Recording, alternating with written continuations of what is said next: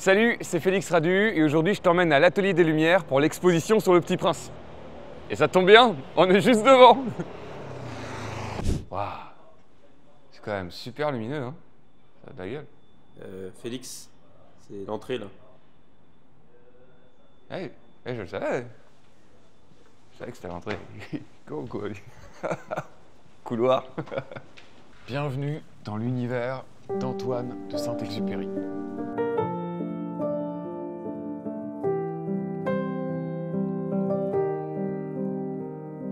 Là, je suis vraiment la métaphore exacte de l'homme seul dans l'univers. Est-ce que tu savais que Le Petit Prince, c'était le livre le plus traduit après la Bible? Genre, il y a des éditions en Klingon. Genre, c'est quand même taré.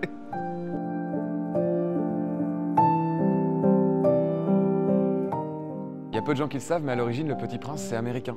Parce que Saint-Exupéry s'est barré aux États-Unis pour les convaincre de rentrer en guerre, dans la guerre 39-45. Du coup, The Little Prince, en fait, c'est l'original, tu vois. Le Petit Prince, il est arrivé 3 ans plus tard. Donc à l'origine, on doit dire The Little Prince. The Little Principito. Du coup, ce qui est taré, c'est qu'Antoine de Saint-Exupéry, il a jamais connu le succès du Petit Prince en France, puisqu'il est mort entre-temps. Ça a été posté seulement 3 ans après sa publication aux États-Unis, et entre-temps, il avait disparu malheureusement.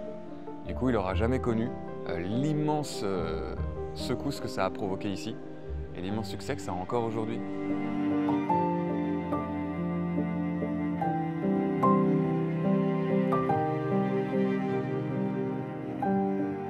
Tout le monde aussi connaît Saint-Exupéry comme un aviateur, alors que lorsqu'il a passé ses examens, il les a ratés, ses examens de conduite d'avion.